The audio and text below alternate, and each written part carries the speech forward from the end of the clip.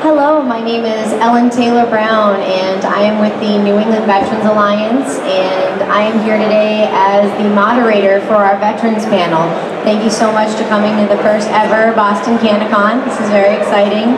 And here today we have a group of veterans, but they're also starting their own businesses, going out in the community, being active, making sure that they're able to pave the way for other veterans.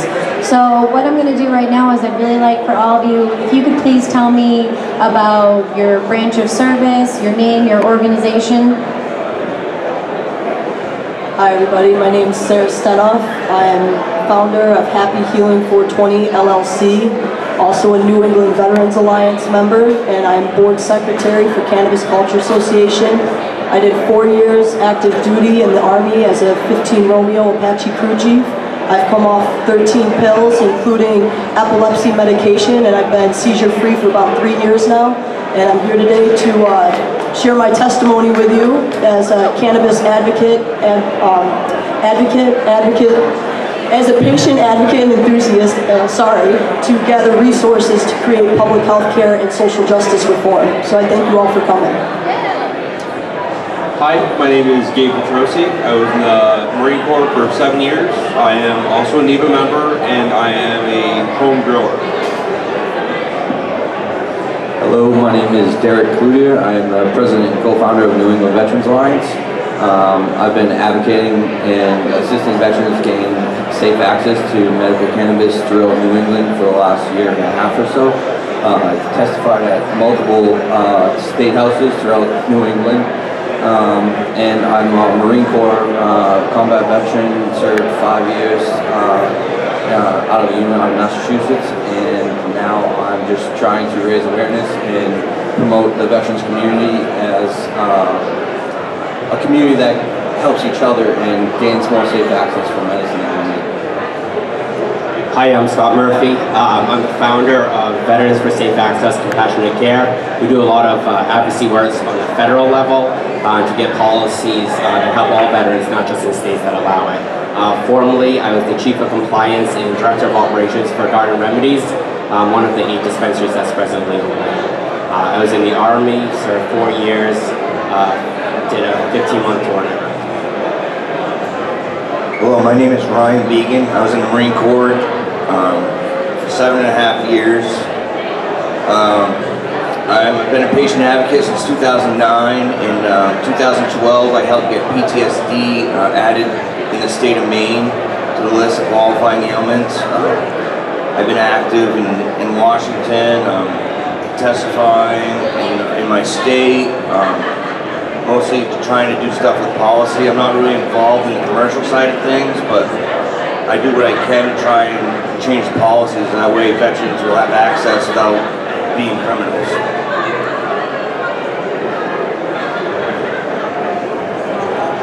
Thank you.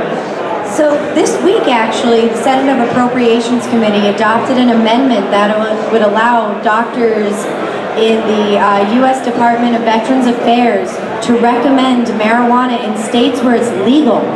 What would this mean for veterans?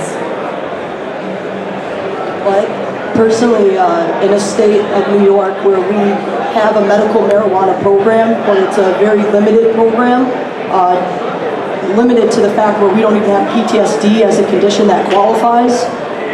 So for us to have an opportunity to go to doctors and not, like, for instance, for me, I travel 5 hours to see my doctor because I can't find a reliable one that's not like a pain management clinic that's a revolving door. I can find somebody, I travel 5 hours to find somebody who takes care of me, knows my symptoms, and wants to help me progress. So to have somebody that I can go to at the VA as a veteran to talk to, it provides that trust again that was once broken. Because for me, there's a lot of broken trust with the VA that has happened in the past. As a veteran, I've felt let down in a sense, but in the same sense, I know that my doctors were let down by the limited information and resources at the VA that were provided. So by the VA taking initiative to provide this education and resources to veterans, it's not only showing me that we're in the right direction, taking the steps in the right direction to provide safe and equal access, but we're hopefully going to get that trust back and gain that education, and hopefully we can move forward from there, from getting veterans the better health care that they need. So I hope it's a step in the right direction of building trust overall. I think that just having the access at the VA for a veteran to go to, because much like Sarah, I live in New York, and our system being as flawed as it is, a lot of the doctors are so backed up with patients that they can't even accept a new patient on board. So it'll open that door for just easier access for us. Also, it'll reduce the out-of-pocket cost of getting your card in the first place, or getting the recommendation, because a lot of us are on fixed incomes. So I think that alone would be a huge benefit to vets. Well, touch base on there is the fixed income side of it. I know it's a huge hardship on vets that have fixed incomes. I know for myself to pay $200 out of pocket, and then another to $50 to the state, it's pretty. I mean, that takes up a decent chunk of my fixed income a month. And luckily, we have organizations and companies such as CannaCon Docs that offer free recommendations to veterans, and we're extremely grateful for that. And we've been able to get veterans all over New England, and they're starting in other states access by utilizing these programs or free recommendation events. And if our doctors were able even to talk about it or felt comfortable talking about it, it would be a huge relief in the veteran community itself, just because veterans these days, they just think if they're going to talk about it to their VA doctor that they're going to get taken off their medication. They're not going to be able to get their benefits, or they're going to have significant issues with the VA in general. So I think it would be a huge bonus to the community in general. As far as the Senate appropriation passage, honestly, it means very little. This amendment passed last year in the Senate committee. It went on to pass in the House. In a secret conference committee, it was stripped out of the final bill, and nobody knows actually who took it out. So it has passed in the Senate before, it has passed in the House before. This is just another time. In fairness, it doesn't have to go this route. The VA can set up a new policy that allows it. This amendment is sometimes confused. All it does is take money away from punishing doctors that talk about cannabis. I'm here in Massachusetts. I talk openly to my VA doctor all the time about cannabis. The only reason I go is so I can maintain my active registration with the VA, but I really go to CannaCon. My VA doctor would just give me opiates. That's not really the path that I want to take. So I go in, I get my blood pressure, they ask me how I'm doing. I educate them on how cannabis is a better option for me personally than the opiates that they would like to give me. And so far I haven't actually had any pushback from any doctors. I agree with that. This does very little to take the pressure off veterans accessing their medicine. Even though they write the recommendation, veterans still have to go out, use their own money, and pay for their medicine. I can go to the VA and get all the opiates, all the Vicodin, all the benzos, all the speed I want, and they'll pay me to go pick it up, and they'll pay for my medication. So, or they'll mail it to me. Either way, I don't even have to drive anywhere. So now, there's still 20 plus veterans a day that are dying. So this step out of the Senate's Appropriation Committee does nothing for me. It does nothing for my brothers and sisters that are dying every day. There's a serious problem. And they're gonna throw a rock at it? This is not a problem that you throw a rock at. This is a problem that you stand up and you fight for veterans and get them to lead. We need cannabis. We don't need policy, we need cannabis.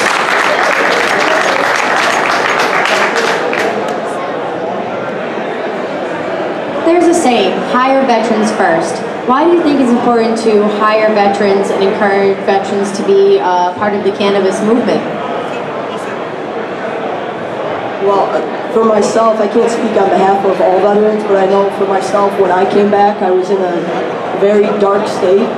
So I felt very useless, very worthless, because my life revolved around the military. So everything I did revolved around my dream of staying in the military and retiring out of that. So when I got out, it was like everything stopped, and it's like, okay, what next? You know, so getting out in the cannabis community, I realized from other organizations such as New England Veterans Alliance and Cannabis Culture Association that there's other avenues out there. And by getting out there, I found a passion and motivation to help other people.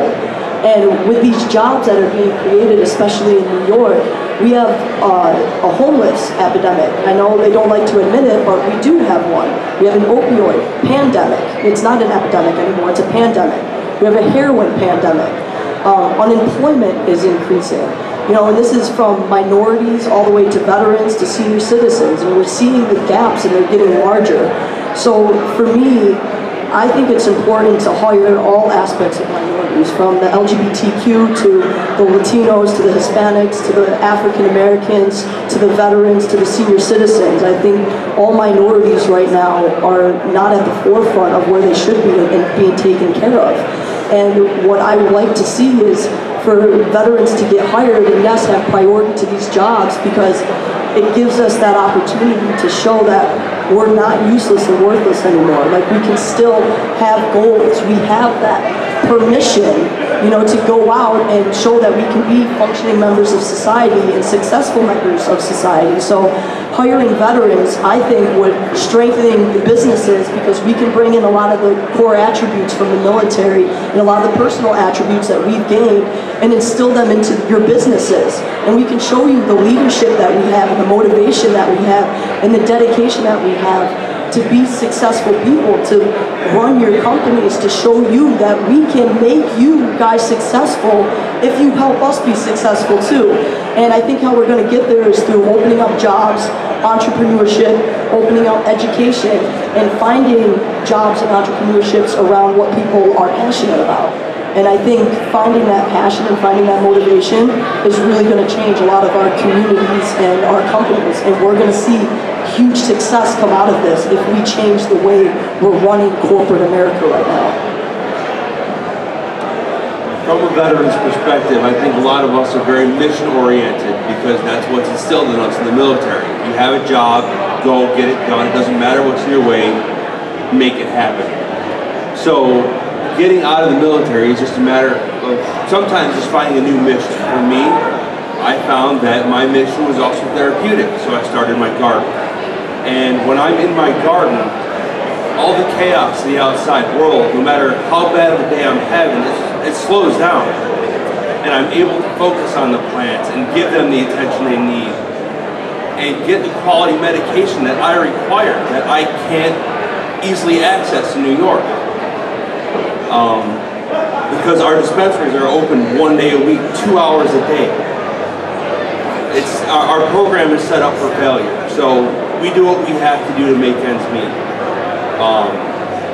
So my job has also become my therapy. It gets me out of the house, I have a purpose, and I help people. I'm part of that bigger picture that I was in the military, and I'm giving back to the community that's helped me out so much. So, like Sarah said, it's a matter of finding what drives you within the community, and the options really are endless. And we look around this room and see what's available, from security companies to cultivation to extraction to, you name it, soil. You can get involved in any aspect of this business. It's easy. Just think of anything random. And nobody's thought of it yet, you can probably make money on it. I mean, some of the inventions that people have come out with are incredible for this community. And a lot of it's just coming out of the woodwork. So it's just a matter of finding that drive and going after it and keeping that nothing's going to stop me mentality. So that's what's helped me out the most. I think as far as hiring veterans first goes, I think it's a great thing because, one, to touch base on what Gabe was saying, it's therapeutic for us. If you get a veteran into the cultivation side of the industry, cultivation therapy is very, very good.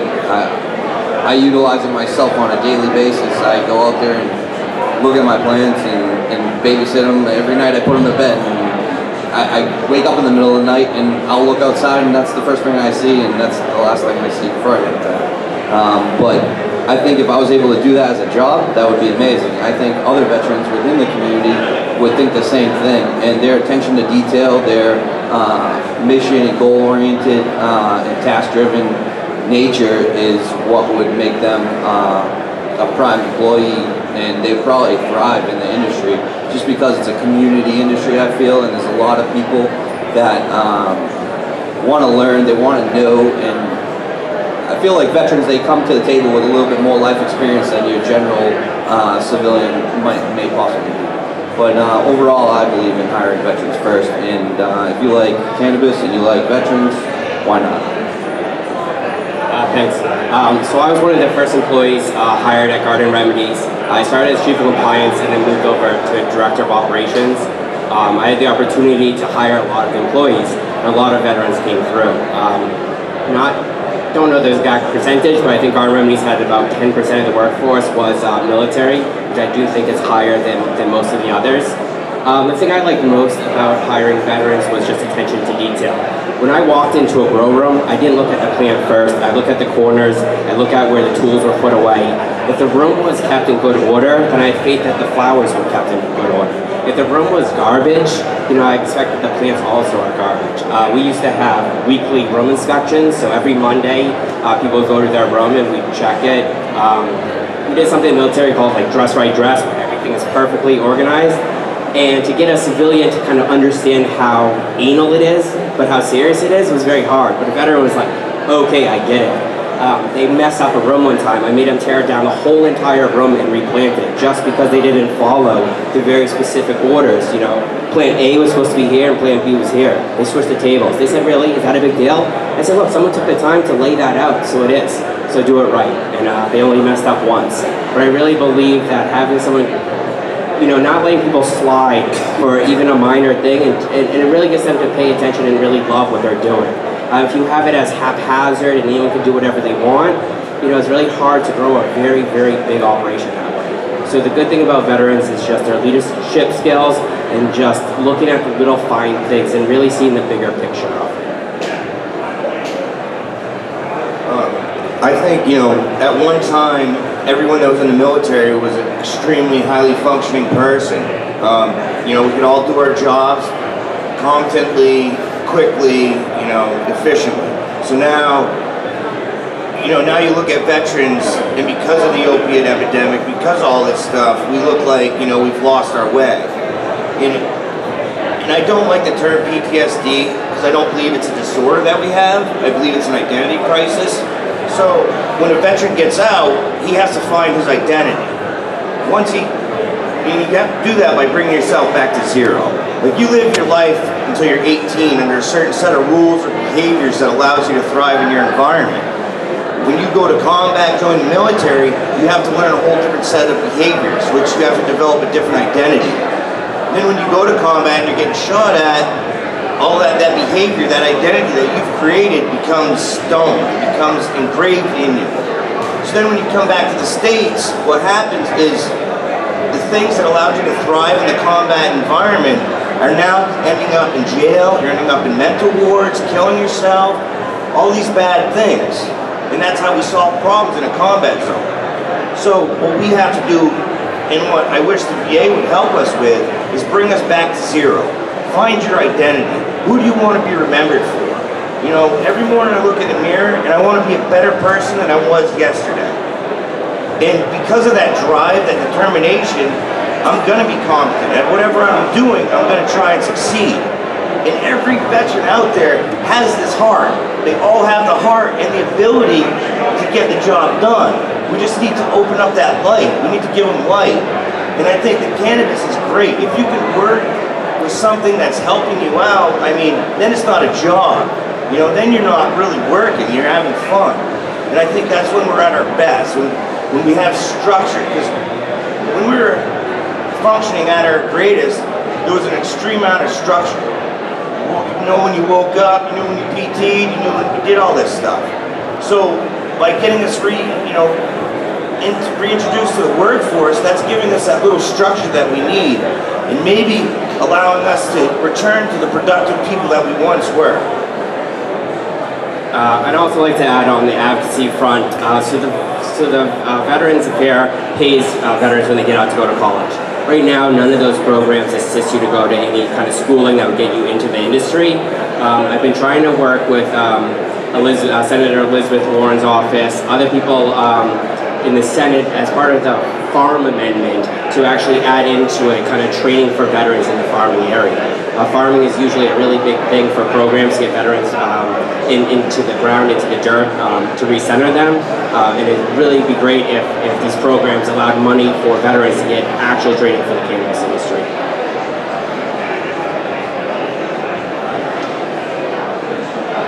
So with that in mind about getting into a new industry, it's the cannabis industry, dun dun dun. So what about veterans that are afraid of the stigma of now they were a veteran protecting their country and now they're going to go fall into the reefer madness and become a drug addict and all the terrible things you heard growing up about marijuana?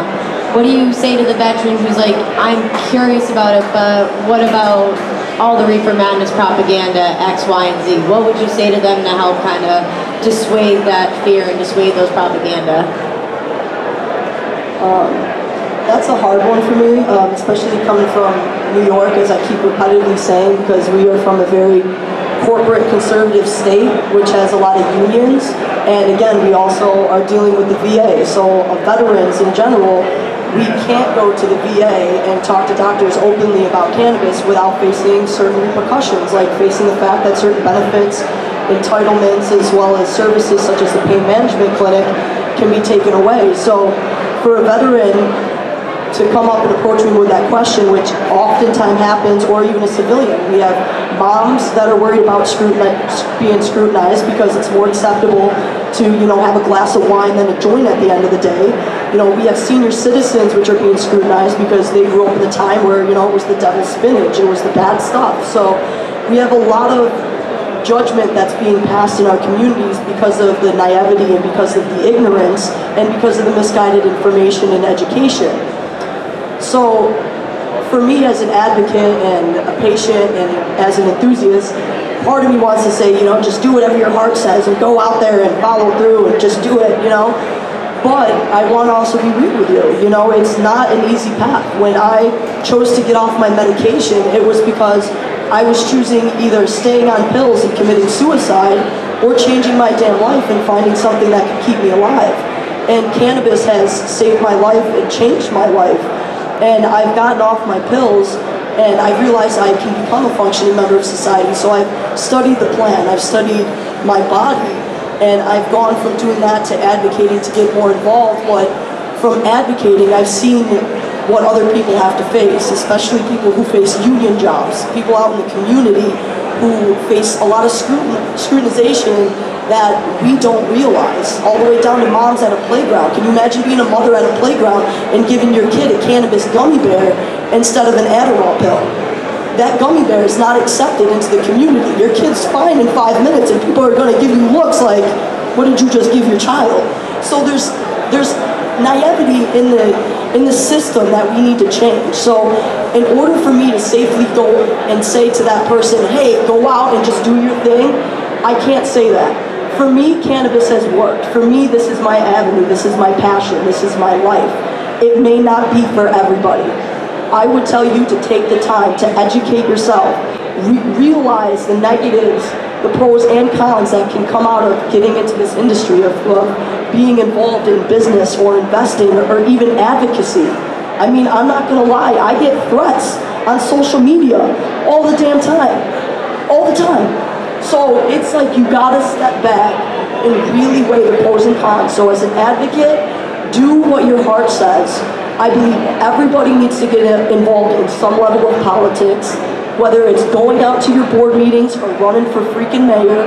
Get involved in some level of politics to understand, educate yourselves, and understand whether or not it's for you, because it may not be. And I'm not going to sit up here and say it is for everybody, because it is a hard community and a hard industry right now.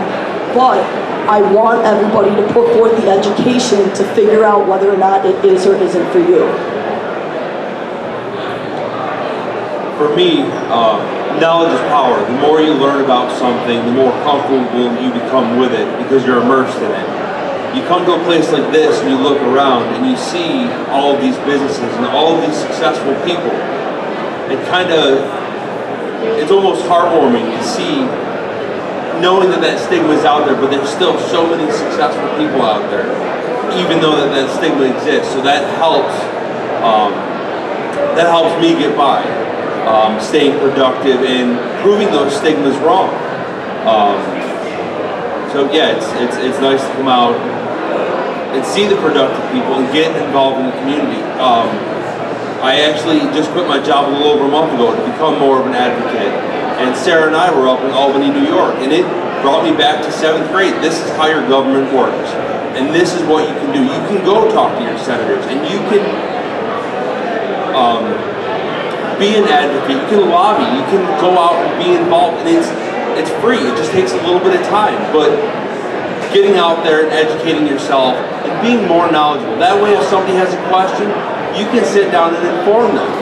Or if somebody has that stigma, you can tell them what, hey, this is why that's kind of not really true. Like, we can be productive. We can be a major part of society, and it's healthy. Stigma played a pretty big part in my life. I think I'm fairly new to cannabis. I've always been the vet guy. I've always had jobs where other veterans have come to me and asked me for help, or how I've navigated the VA system. And stigma, since starting New England Veterans Alliance and getting involved with cannabis and really just, like Gabe said, educating yourself, learning how it affects you, learning everything there is about the endocannabinoid system, from your CB1, CB2 receptors to how the cannabinoids react with it. And once you're knowledgeable of how it interacts with your body and how it's not gonna, first of all, it's not gonna kill you in any way. Nobody has ever overdosed from it ever. So once you realize that you can't die from it and there's not a real major problem with it whatsoever, other than you might get a little hungry and attack the fridge here and there. Stigma, I don't know, it makes a lot of, in the veteran world, I know it makes a lot of vets not come out of the woodwork because they're afraid of losing their guns, they're afraid of losing their benefits, they're afraid of losing respect with their family members. I know personally, I don't know my family, I didn't know that they were as open about it. My grandmother lives in Florida. She's a very religious woman, and she seen me on an NBC Today thing talking about opiates and cannabis and how you can use that as an exit drug. And she was proud of me, and I didn't really know that. My father called me and said, your grandmother seen you on TV today, and she was so amazed, and she's totally supportive in everything that you do. And it blew my mind because I didn't really think about it like that. I just kind of hid it from her, and she always asked me, how you doing? How's everything going with the organization? How's everything? And I just played it off as, we're just helping veterans, kind of just, I don't know, there was that stigma attached to it, and it's taken me a long time to get over it, but from being a parent, being a veteran, working these shows, talking on panels, I mean, we medicate throughout the day, and we're able to function highly and talk to people, and we're here to try and be that voice and be that presence, saying, we can be a functioning member of society and a cannabis patient, and we can still be presentable. We're not that stereotype blowing smoke in people's faces and trying to be rude and unprofessional. We're trying to make a good presence and a good opinion and change that stigma. Yeah, I like to agree. I think, if anything, veterans joining the industry, at least for their family and stuff, helps to take away that stigma. Some of them come back and they have trouble stabilizing themselves, and they get themselves a good paying job and a stable job. And I think what he says is true. Your family hears you on the radio, they see you on TV, and they're usually pretty proud.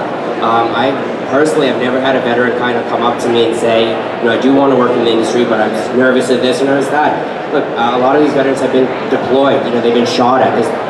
If you're worried about the stigma of working in the industry, but you weren't worried about getting killed in Iraq or Afghanistan, it's not really that big of a deal working in the industry. I think it's something people should be proud of, and I think a lot of families and stuff are really supportive when they can see that their family members are becoming kind of leaders in the industry. We did have situations where we had workers and their family, there was stigma behind it, and we give them tours. We'd welcome to the facility. They would see that it wasn't this like dirty warehouse and everyone was walking around smoking pot all day. It was really professional. Garden Remedies has an unbelievably clean facility, and I think when they walk in there and then they saw that kind of environment, the family members were really proud. And so I really never encountered a lot of the stigma attached. More so it was from maybe civilians and their parents, but I think a lot of veteran parents, veteran families are just really supportive to see them out there and doing well. So I really didn't see too much of the stigma. I believe the stigma only exists because people have been secretly medicating and stuff. The only way to get rid of the stigma is through true transparency. And us up here, we can only do so much. They're only going to look at us smoking cannabis so many times, we can't do that. What it takes is every one of you veterans out there going home, using cannabis in front of your family, showing them like, okay, here's me before I medicate, now here's after I just medicated. Give them the real life experience, like, wow, you didn't murder me or nothing, you just sat there, had a smile on your face, and maybe had a hamburger or something. Like, the only way to break the stigma is to show what you're actually doing. Like, we can't, medicate in secret and expect everyone else to realize that, oh wow, it's not a big deal. If you do it behind closed doors, it's always going to be this big stigma. We need to be open about it. Every one of us needs to be open about it. Like, it doesn't even need to be a veteran. If you have a veteran in your family, like, go home and you use cannabis in front of them. Show them, like, hey, this is what it makes me do. I'm not, freaking out. I'm not, twitching. I'm just trying to live my life in a way that, works for me and it works for you. So, I mean, the only way to break the stigma is to just be open and transparent. I just wanted to follow up with what Ryan said about being transparent, and that goes along with,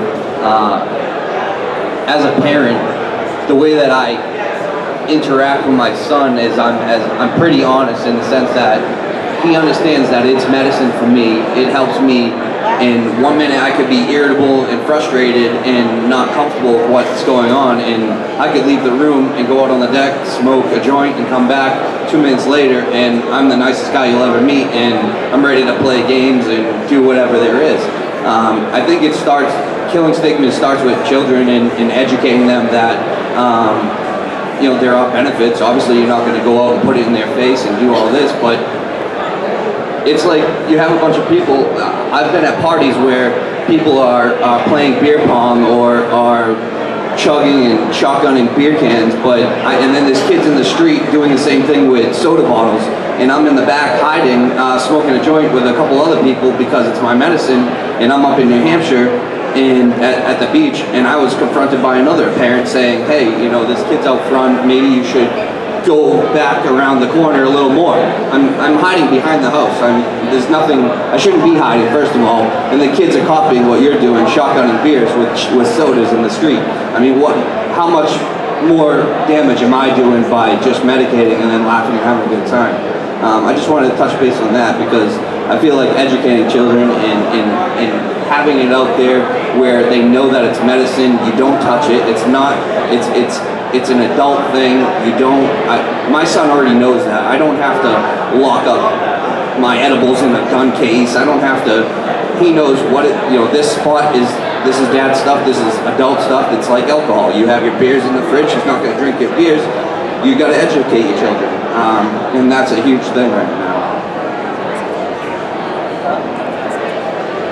Thank you guys. Those are all very important things to think about. And something that we would be remiss not to talk about, and we've touched on it a couple times, is that the opiate epidemic or pandemic We have it here in New England, we have it all throughout the United States, and a community that's really being affected by this is our veteran community. We're losing 22 veterans a day, and that's probably more like 40 veterans a day, because we have states that actually aren't reporting the numbers, states like California and Texas, so we honestly don't know how many veterans we're losing to being overprescribed. So with that in mind, have you met any veterans or had any experience with working with veterans to help get them off of opiates and start to use cannabis or other alternative medicines? I myself, and I think a few other people up on here, have come off quite a few medications. I myself am an epileptic patient. I'm seizure-free now for about 3 years. But along with epilepsy from the TBI came PTSD, night tremors, chronic pain, anxiety, depression. So there was a pill to offset those pills, So I literally had a fishing tackle box when my wife and I first got together, and that was what I would carry around with me everywhere, because that had all my pills. You know, like they said, I didn't have to go to the VA for my medications. They came to my doorstep. You know, 300 Percocet every month overflowing out of my mailbox. Whatever I wanted came to me. That's how my equal access was done. So, and I was naive and ignorant at that time. You know, I went to a doctor, and that doctor cured me. So he's giving me these pills, so they must be good for me. So I'm going to take them. You know, I didn't go back and utilize Google or research what I was taking. I just took my medications. You know, and as people around me are like, hey, you know, you're getting off the edge, or, you know, you're getting out of control. You're like, no, it's recommended. I'm all good. I'm taking it as needed. Like, you know what I mean? So I went into a downward spiral, and of course the pills for me turned to self-medication. So I turned a lot to cocaine and alcohol, because the pills just didn't keep up. You know, my depression was so bad that I just needed that dopamine back. So I turned to cocaine a lot, and then the alcohol to just knock my ass out to go to bed at night. And it got out of control, and soon I turned to a lot heavier things, and one thing led to another, and I realized that my life was no longer in my control. I was no longer manageable. So that's when I realized that I was either going to, you know, like I said, kill myself, or I was going to change. And thank God another vet reached out, and I did a bunch of plant-based medicine research, all the way from kratom to shrooms to lavender, you know, to cannabis. And I saw a bunch of these YouTube videos and all this stuff about epilepsy and CBD, and just tried, you know, just smoking one day. And as I was utilizing the cannabis and smoking it, I realized I wasn't getting migraines, and then I wasn't getting nauseous, and then I was actually eating. But then, you know, I wasn't having the nightmares anymore. And then soon all of my PRNs are coming off my list, and then my body started feeling better, so I decided to challenge myself next. I was like, I wonder if I could stop my seizure medication. I wonder if I could stop my nighttime medication, you know? And it was rough at first, you know, like I said, it wasn't an easy road. I mean, my wife and I have been through countless fights. I've been sleeping on Gabe's couch more than once, because I'm like, dude, I'm in a bad spot. I just can't be home with my wife and kids right now. Need a place to crash. And, you know, he's been there, but so it hasn't been an easy road, but it's been one that has felt amazing. Absolutely amazing. I've been off 13 pills now, and I'm seizure-free, and I'm migraine-free. Like, not every day is amazing. I got some days that just suck. But like I said, I got brothers and sisters who I can call up and be like, yo, black hole, and they'd be like, all right, hit me up, and they'll be there in a heartbeat. So we built a community to rely on each other. We found cannabis that has worked for us. And I know that I'm still abusing the cannabis plant because there's a lack of research, because I know one day I'm going to be able to take certain cannabinoids and affect certain receptors, so I won't have to utilize the whole plant and burn it to my face, you know what I mean? I know that there's going to be ways in the future, after we get our head out of our butts and conduct this research and listen to this anecdotal evidence, that we can push forward. But pills is a pandemic. I mean, just on New Year's, I had somebody in my house who was on heroin, who came to me and said, enough is enough, I need your help. So my New Year's was welcoming in somebody withdrawing off of heroin. And every week we get phone calls, him and he's like, what's up? And I'm like, dude, this is what's up. Every week we get phone calls of people that are just in need of help. And it's not about pointing the fingers anymore and saying, oh, that person's an addict, or oh, that person's homeless. It's about sitting there and saying, what has that drug done for that person? Why did that person turn to cocaine? Was it peace? Why did you turn to a deck of cards or sex or gambling? Did you find gratification? Did you find comfort? Why did you turn to that, and what do you need? What can we fill in that drug was filling in that we can change it? So I think our approach right now as a society is to get in at a public health care level and revamp everything. We need to take care of our mental health people and not point fingers anymore. The same thing we're doing with cannabis. You can't sit there and point fingers and say, oh, these veterans more and more are utilizing cannabis. Okay, well, stop pointing the fingers and saying more and more are utilizing cannabis and realize the own evidence that's in front of you. Why are more and more turning to cannabis? We need to realize our approach and our beliefs on what we think abuse is in Western society, on what we think addiction is in Western society, and we need to educate ourselves. We need to listen to Israel. We need to listen to Canada. We need to get the hell out of there and revamp our whole Western approach to social justice and public health care. And that's how we're going to beat the pandemic of heroin and of pills. Because if I can do it through support of positive people and through the use of alternative, all-natural medication, I know other people can do it. So we got to stop the naivety and the scrutiny and educate people. We actually have a fellow vet up in New York that has been taking, he's actually had, I think, 2 vets at his house coming off heroin. Complete detox at his house. So, I have a hard time believing that there's no evidence out there that doesn't support this. It is out there, just, you have to look for it. It's just not here, like Sarah was saying. But as far as opiates are concerned, I personally been on 11 different medications. I did search and rescue for 3.5 years while I was in, and I fell in love with the healthcare industry and helping others. So when I got out, I attended nursing school. And during my pharmacology class, I started looking up the medications that I was on and realizing more and more that half the time they don't even know how this stuff works. It's made in a laboratory. They don't know how it works, they just know that it works.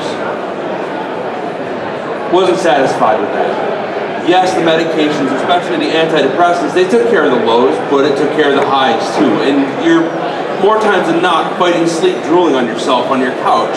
And that's absolutely no quality of life. I prefer being productive. I prefer being out in society. So I took my healthcare in my own hands. Started doing research on plant-based medicine and holistic medicine, and started looking at the bigger picture, because it's not just about one thing, and it can't be fixed with something out of a bottle. You gotta look at the bigger picture, figure out the root cause, and enhance the whole situation. So, I definitely have improved my quality of life. I've gotten out, I've met new people. Yes, I still have my bad days, but who doesn't? But for some of us, especially with PTSD, our bad days can be a lot worse than others, but we rely on each other. We have each other. We know we're there for each other. Like when I actually joined NEVA, I was in a bad spot. I reached out to Derek. Derek said, come on out.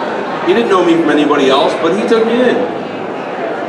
So I established a whole new family. I see a bunch of them out here. I see guys out in the crowd, guys up on this panel. They're all family. I know I can rely on them. So, yeah, I mean, switching to plant-based medicine and looking at the bigger picture has helped me a lot. So there's an increasing need in the veteran community to decrease their dependency on pharmaceuticals and switch to more natural-based cannabis options. We get calls on a daily basis, for the most part, between messages, phone calls, emails. I know I respond to often of veterans that are completely tired of taking the medication that they're prescribed, and because due to side effects that are destroying their lives, because they take another medication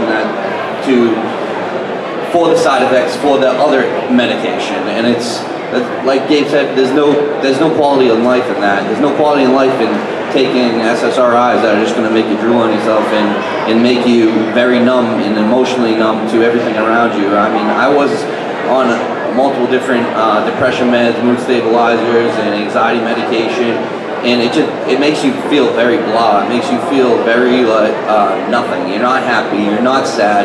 You're just surviving, or you're plateaued, and yeah, and you basically. I mean, the second I incorporated cannabis into my life, I started becoming more empathetic, more caring, loving. I love everything. And I mean, I feel more connected with nature. I feel more connected in life. Where I've learned how the plant grows, I feel like, I mean, it's been amazing. And cannabis, when it comes to veterans being prescribed medication, the problem I see today is a lot of vets, they're used to the yes or no ma'am game, where they're in the military, they're responding to orders, and they're taking these orders from people that they trust, and people that they know I have to listen to them first of all, but they trust in their judgment. So when we get out of the military and we go to the VA, and the VA said, and you tell them that you're having a bad day and you haven't been feeling that great, I feel like it's almost like an insurance policy that they have to prescribe you something or give you something. Here, try this. Give this a shot. See if it makes you feel a little better. Instead of telling you, hey, get out and get some exercise. Go out and do a hike. Go get some fresh air. And maybe offering them a more natural option like cannabis. That would be amazing.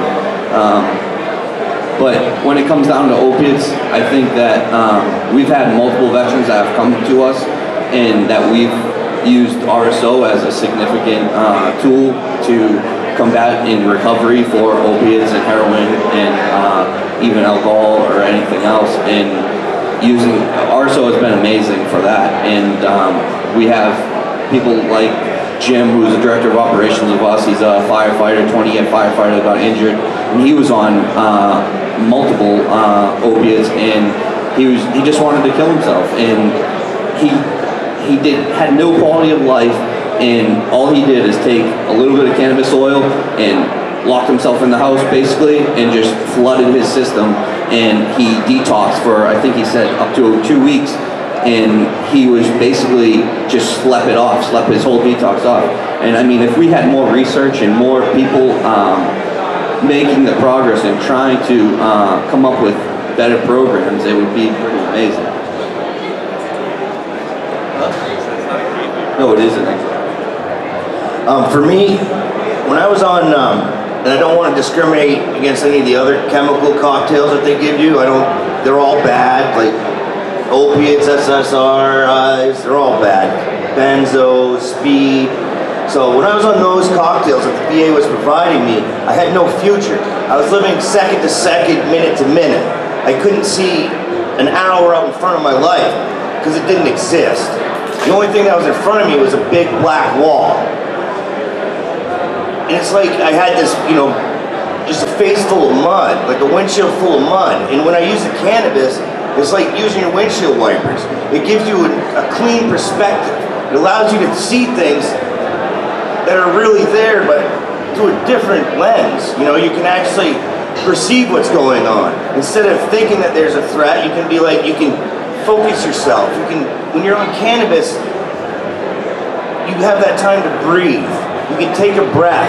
And when you do that, you allow your brain to get oxygen, but you also allow your mind to work and make good decisions.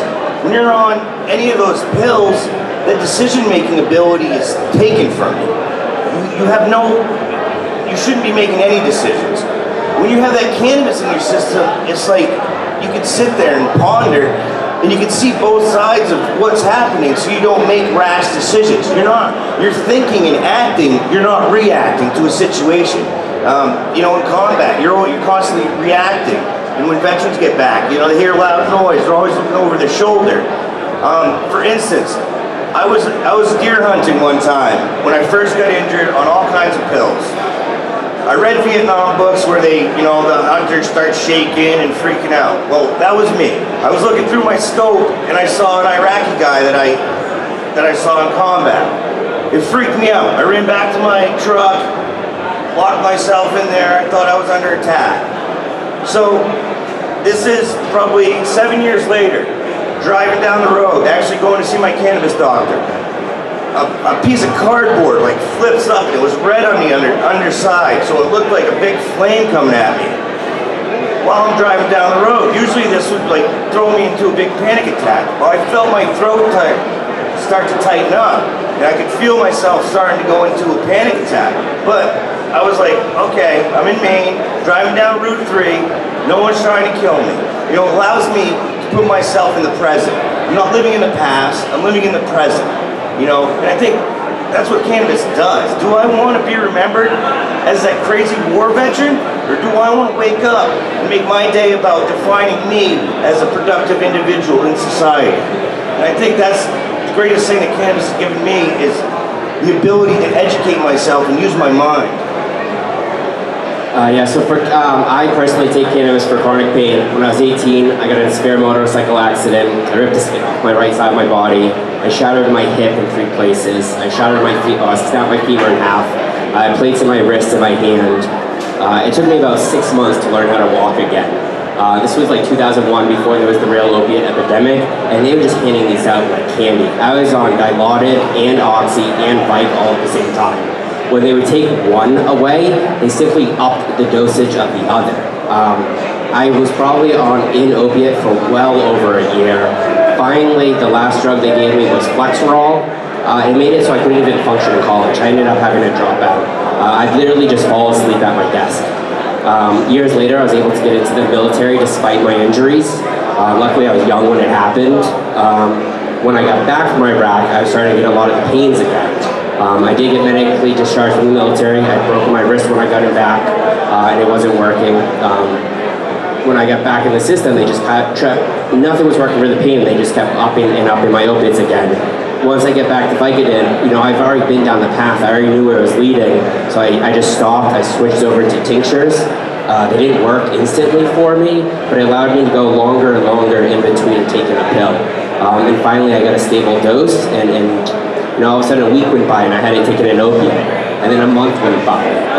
And so I really think for veterans, at the very least, it should be a first option. If the doctors already know that they're going to give an opiate, what really is the harm with starting with marijuana? You know, it's not a cure-all for everything. It might not work, but you should at least start with it. And if it doesn't work, you're under your doctor's supervision. He's the one or she's the one who will say, okay, now let's do it stronger. But to not start with such a simple drug and see if it works, knowing where opiates leads, it's just insane.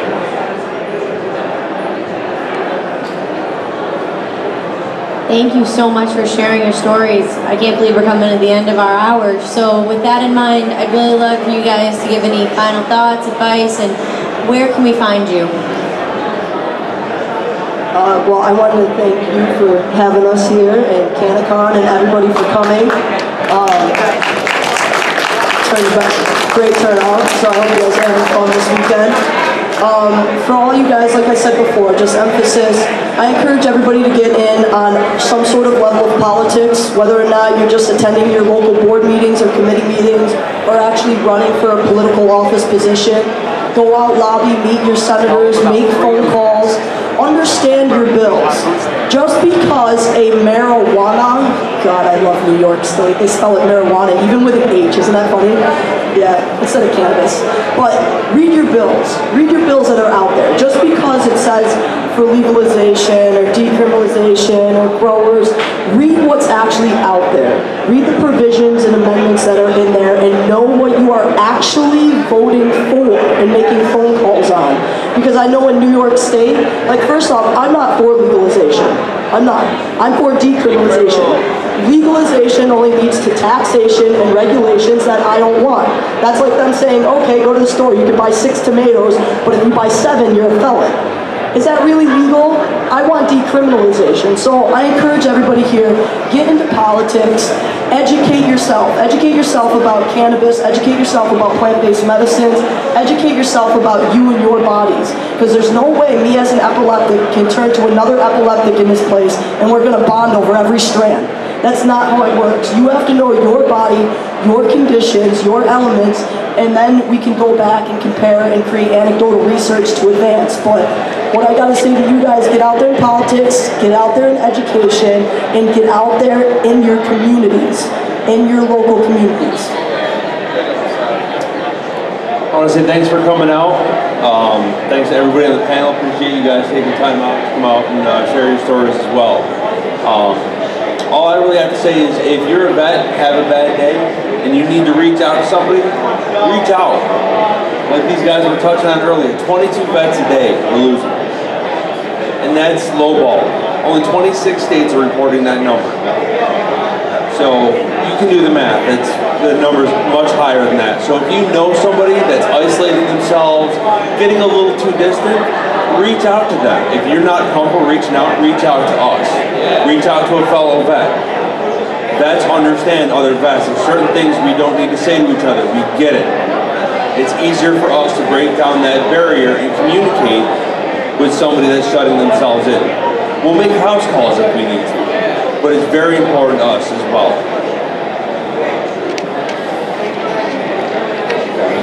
So I lost my train of thought, sorry. Final thoughts. Basically, normalize it, talk about it, get out there and destroy those stigmas and be a productive member of society that functions on cannabis. If you see somebody that's doing something that, say they're drinking, I go back to drinking because I used to be that person that drunk and got crazy and do all that crazy stuff, get into fights and run around the streets, and it was just out of control. And cannabis has saved my life, and an aspect of it's made me more compassionate. And now getting involved with New England Veteran Alliance, starting this and meeting new veterans, learning what they go through on a day-to-day basis. We're meeting up with veterans. We have monthly meetings in Rhode Island and in Maine a month, and we're working on getting more done in Mass as well. You can come down there at the Tetrahydra Club down in Wakefield, Rhode Island. Last Tuesday of the month we have a comedy night for our medical patients as well. And in Maine it's the third Saturday of the month. So all I can really say is talk about it and keep talking about it and learn about it and educate yourself and educate everybody around you. And it will get better. I just want to thank you guys for all coming. I want to thank Ellen for putting this on. She's the best. My only advice is, look, stay informed. Activism work can be hard when people are working full time. They have kids. You know, when I was in college, when I got back from the military, I just took advantage of that time. So if I had a long break, I'd head down to DC and do activism work. As your life gets busier, it gets harder. The least you can do, though, is simple phone calls, writing letters, staying informed, talking about cannabis policy at Christmas parties, at family parties. Just getting the information out there is one of the best ways. There's a lot of people in your families that are against it, and just informing them is great activism itself. Being the spokesperson for your family is how you get these people on board. So just staying involved and doing whatever you can. I would just like to say everyone needs to start being accountable to themselves. Whether it's your health care, your lifestyle, anything that you do, you should be well educated in what you're doing. If you're eating a certain thing, what you're putting into your body, you should know what you're putting into your body. Like if a doctor tells you to take something, don't just take that thing. Go home, do your research, be your own doctor, be your own lawyer, be your own politician. Stand up for yourself. You have to be accountable for yourself and stop just waiting for the savior. Be the savior. Don't wait for the savior.